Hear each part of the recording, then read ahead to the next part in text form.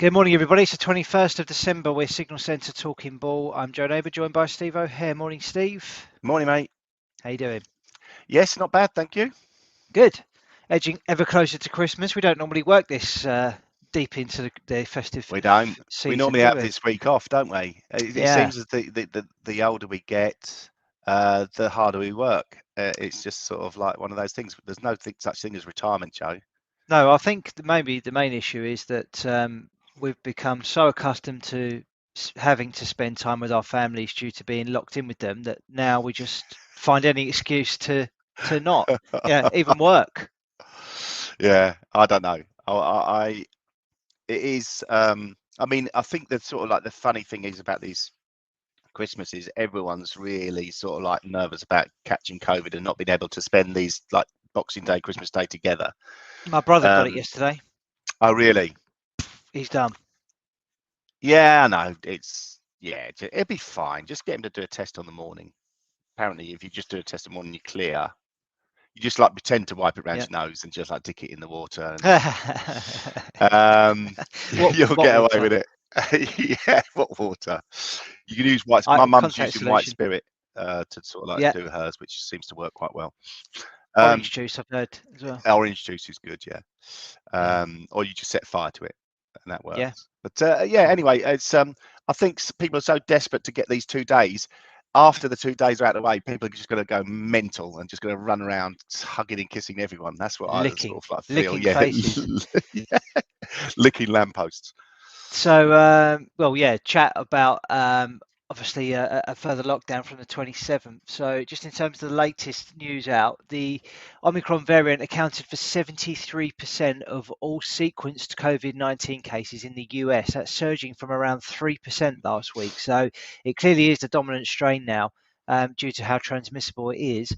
Elsewhere, the numbers in London, in terms of the hospitalisations with coronavirus rising sharply, is putting pressure on the government to impose tougher restrictions. Boris Johnson held off introducing stricter UK coronavirus rules, but has left open the prospect that they'll need to be done soon. Britain's independent pubs and brewers are attacking the government after another day of silence on support for the hospitality sector. Lots of cancellations, no shows, and the restaurant industry in particular, of course, are very reliant upon this time of year. So they do need to do something because they're just ignoring them at the minute, and that's, I don't think, very Yeah, very I good. mean, I think sort of like they got away with it a bit last year because a lot of firms were insured or sort of like were able to claim on insurance, and that's not the case this year. Mm. Because the COVID is what would have been excluded from any insurance policies this year. So there's more onus on the government to do something. But yeah, so what I propose is they just borrow a load more money and the younger generation pay it off. Yeah, all right. Well, I just Your sons because and daughters will be well happy with that. well, it's just we've sort of like given them a good life up until now. It's about time they sort of like took care of themselves and Yeah. stop moaning about everything. Okay. Just get on with it, and you can pay the debt off later. Fine. Fine by me. Yeah, fair. I mean, all those in favour, say aye, and then we'll get it passed in government, obviously, because government can't do f all about anything. Too So busy anyway, partying. I just don't think they can. People will take the lockdown seriously because the Of course government, they won't. they sort of that they'll be too busy partying to police it anyway. Yeah. No, So they've got absolutely no hope of holding, putting that restriction in place. no, I Um, mean, how can they? They're just uh, like ridiculous. After the footage that's come out, there's no people are just going to laugh and they're just going to say, really, we'll just do what we want. We're going to take precautions where we feel we need to, and we're not going to listen to a word you say because no one believes anyone nowadays. I don't even yeah, believe myself. When I get up in the morning, I'm actually don't think it's the morning, so it's even worse than that. I've noticed that actually. Yeah, Yeah. you haven't mentioned anything yet, but so I didn't think you noticed. Talking about trying to get things through government, we've had President Joe Biden and Senator Joe Manchin are said to have spoken on Sunday night after Manchin torpedoes Biden's roughly 2 trillion economic agenda, but there is chat that they can get that revived and get talks back underway, and I think that's probably helping boost markets today and seen a little bit of a lift in some of the riskier assets, although it's certainly not huge. So, Steve, I think we can get stuck into some charts because other than the Omicron story, there isn't much else going on with markets today. Anything that's catching your eye that you want to start with this morning? A little bit of cryptocurrency, really. Obviously, we'll come on to the indices markets, which had a decent recovery yesterday again. Same old, same old. All sort of like elevated on hot air in the afternoon. But the cryptocurrency, I'm sort of like taking a little bit closer look at Ethereum, but Bitcoin first. So daily chart on Bitcoin. We've got this potential head and shoulders type of formation. It's not a clean head and shoulders like this one was over here, because this had a big rally up into it, formed the head and shoulders and projected lower. Really cool.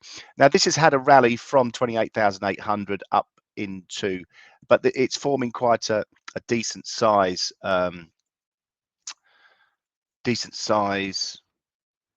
type of head and shoulders formation. And if we do get a break, 16,600, it's not the end of the world. I think this one over here, one of the big ones, this one, I'll draw it because I'm sort of like, I can see it, but it probably isn't clear. So this head and shoulders formation highlighted the end of the world or something like that. But ignore that one. This one has a projected target. If we do manage to get below the 44,000 level and hold below there, or get a weekly close below there, then that opens up and move to the downside. This I can see happening. Just because I think sort of like the novelty of the cryptocurrencies has died down a little bit. And I can't really sort of think of much adoption that's going to take place over the coming months. So I think eventually supply and demand, you'll get people losing interest in this and seeking sort of their thrill elsewhere, maybe during another lockdown, who knows. But yeah, so that's we got resistance at 52,000, so really need to clear the 52 to 54,500. The 50-day moving average comes in at 54,500. Clear that to get another assault on the upside. I don't think that's going to happen this side of Christmas. Ethereum, however, I was talking to Joe off air about this. Ethereum is used, you can use it to buy NFTs, which NFTs is like trending all over the place, going through the roof. Another sort of emperor with no clothes on moment, which could end up in disaster, I believe. But anyway, at this moment in time, the virtual world is what people are find a bit of solstice in, rather than the real world. That people don't want to live in the real world; they want to live in this virtual world. So the NFTs could really sort of lead that way in 2022.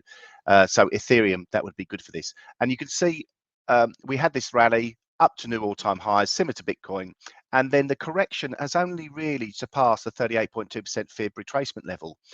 Whereas if you look at Bitcoin, we actually got down below the 61.8. So a deeper correction in Bitcoin, less of a correction in Ethereum, and it looks pretty constructive as well. You've got a crossover on the MACD, so a little bit of prices selling off, momentum stalling, a little bit of bullish divergence. Really, I suppose if we clear the 4,170, that's been quite a pivotal level over the past sort of, I mean, if you go back to here, we've got this slight level coming in around about 4,170 to 4,200 resistance level. Clear that, and it looks a bit more constructive. We've seen higher lows being posted quite consistently, and this reaction from 38.2% fib is quite positive. So we're still in a corrective phase, but it doesn't look as bad. Cardano, for me, this is the one which has got this upward trending support line, a really long-term support line, but we're still getting these lower highs as well. So this again feels, we've had the crossover in the MACD, but we have had no reaction in price. So I'm a little bit concerned about Cardano, but we'll see how that plays out. Commodities still in this corrective move lower. Doesn't look like we're going to get that test of the $75 area in WTI crude oil. We've stalled below there, so we might get the ABC looking a bit more like that. Still, that's what it feels like. We've had this sell-off and it hasn't really recovered like the indices on the crude oil. It got down to $66 and we're back up at 68.5, so $2.50 increase from the lows, but really hasn't even filled that gap really on the daily chart. On the weekly chart, it's okay. Brent crude oil, again, similar sort of formation, hasn't really filled the gap properly, but it's got close. So we could see a further downside on the crude oil side of things. Gold, interesting, that had this rally back to 1815. I think I might have got long on this on the gun to head, which was a poor choice because I was highlighting this head and shoulders formation as well. And it sort of has broke down below this head and shoulders formation. It's come back and retested it. So for me, this might be the opportunity to sell into it. Now we're clearly below the hourly Ichimoku cloud. Potentially, I might look to fade this morning in. So I could do the opposite what I did yesterday on gold and try and short this. 1815 is the resistance above. Then we've got 1815 here. Then we've got 1834 and 1875. Below, we got down to 1788 yesterday. A break of there should take us down to 1778. The real support coming in around about 1755 on that. Let's get rid of that. Indices. Now, indices had the very sharp sell-off yesterday, and then we had the turnaround. The turnaround actually happened earlier, 9-10 o'clock in the morning for the FTSE, and a real positive day, although we've only just got up to the levels of resistance that we've seen over the past 6 or 7 days. So reaction from here, potentially. Again, is this another opportunity to sell in this corrective phase that we're going through in the markets? Right, get rid of that because that annoys me. Let's take a look at the 4-hour chart on DAX. We saw the spike higher, got up to 15,485, and forming a bearish outside candle on the 4-hour chart that closes at 10 o'clock after a hanging man candle, the previous candle. So that looks like a nice rejection from this point of support from last week. We had the big breakdown over the weekend and prices have come back and filled the gap on DAX. So potential for it to maybe move lower today. That's because I got stopped out of it yesterday. Dow has had a rally, but it hasn't had a massive rally really. Again, we sort of haven't got back up to the levels that we were trading at last week. 35,400. Again, forming a bearish engulfing candle. Could be a bearish outside candle if price closes below the open of the previous candle, which was 35,110. So we're trading around there. That could be a bearish outside candle and signify further downside. Turnaround Tuesday was always a very popular day on the markets. We always used to seem to get in an uptrend. The Tuesday was the sort of day which it potentially turned around, and people really sort of like tried to fight that uptrend. Or the other way around, it was never one way. Nasdaq again looks like it's stalled over the last 4 hours. Potential for further downside there. And S&Ps again stalled in front of the Ichimoku cloud on the 4-hour chart. And again, depending on where this closes around 10 o'clock, that could be the moment to pick to sort of see the downside. The China 50, yeah, had a sort of quite an aggressive sell-off last night, and that stalled around quite a pivotal level, 15,706 is that level, and trying to get below there currently at the moment. We had this sort of like potential to cross over, hasn't crossed over, and the bearish momentum kicking in yet again on the China 50. That's about it my side, Joe. Next one. Thanks. Okay, let's have a quick look at dollar index to start with. So still trading in this bullish channel. We talked about this really sort of choppy piece of price action that we saw here. We did see a really nice push to the upside, but a few false signals in here over the last few sessions really. A bit of weakness yesterday, not really going anywhere. I think it's just going to be a bit of a sort of strange time of year now. We've got all the sort of major macro events out of the way. Obviously everybody's focusing on what's going on with Omicron, but all seems to be in a bit of a holding pattern for now until we, I guess, start to see some real higher levels of participation, which may not now come until start of 2022. So not really much going on there. If we take a look at euro US dollar, similar situation, bit of a mess. This price action down here, trading in a bit of a consolidation kind of triangle at the minute. Overall, trend remains bearish, so any upside is likely to be capped at somewhere around here before the sellers step back in. Ultimately, looking for this price objective on the downside, which is at 110.58. But for now, expecting more chop, to be quite honest. Looking at cable, that failed at this 133.53 resistance level and is now heading back towards this 38.2% fib level at 131.65. We are stalling just in front of it. If this continues to hold, then we're likely to see more sideways chop, I think, in the very short term.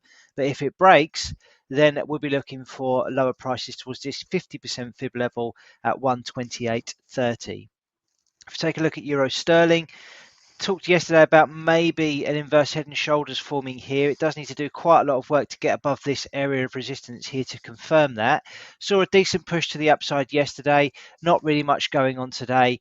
I question really how much that can do in the next few sessions, really, given that participation is probably going to start dipping off a little bit as we head into the Christmas period at the weekend.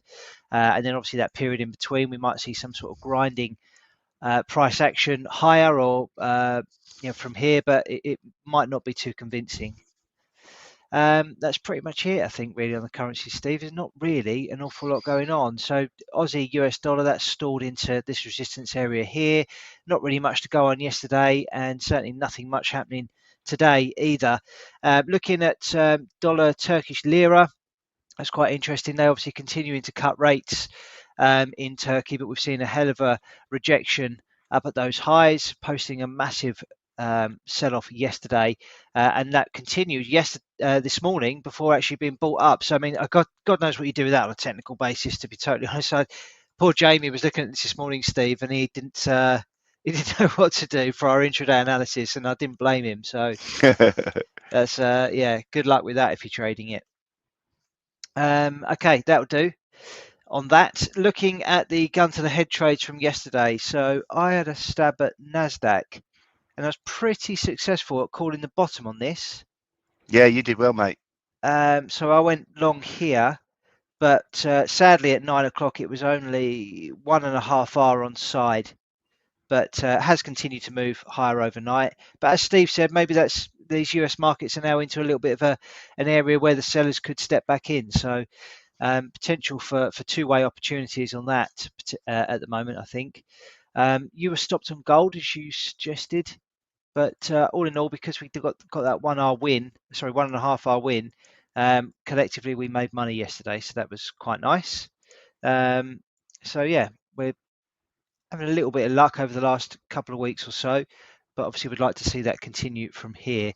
So Steve, you mentioned you might want to look at something. You were talking about gold, maybe flipping your view on that. Anything Yeah. changed at all? Or is that what you're going to go with? Yeah, I'm going to go with that, mate. I'm going to have a. I mean, I was looking at actually buying gold today. Well, it's not a bad shout. We're sort of like we could dovetail quite nicely. I mean, if I lose 1 R. You might make 2 R. So overall, it's there's it's just a sort of like an opinion, isn't it? So Yeah, I think it's not I've a bad actually shout. found something else I want to have a stab at, but yeah, you go with gold. Go for gold. Gold. Always believe. Yeah, I'm going to get short here.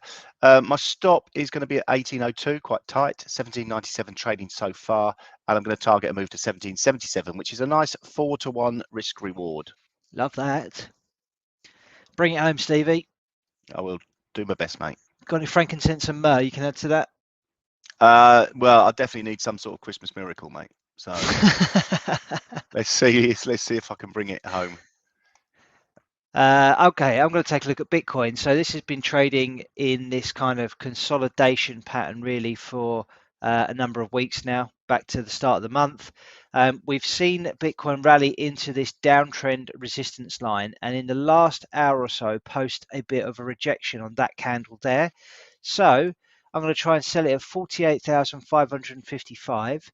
Going to put a stop loss above these highs here, or do I go aggressive and put it above Yeah, that high aggressive. there? Go aggressive. Do it, Joe. Aggressive, aggressive. Yeah, Okay, 49,100, so just above the high of that candle there that was posted at 8 a.m. To 9 a.m. and targeting a move down to the lows here that we posted over the last few days. So down to 45,690. So looking for about 5R on that. nice one. That'd be nice, won't it? That'll do, Donkey. Okay, that's my trade of the day. So in terms of data today, we had German consumer confidence out at 7 a.m. this morning, so that's all done. And then 3 p.m. today, we've got Eurozone consumer confidence. That is expected to fall to -8 for December. So we'll be keeping an eye on that at 3 o'clock. But other than that, pretty quiet, I think, and it will all be about Omicron and what the latest developments are on that. So obviously be aware that those news items could hit at any time. Those bombs, news bombs. Yeah. Okay, mate. Cool. All right. Well, have a great day, everybody. We'll be back tomorrow morning. Cheers. Bye bye.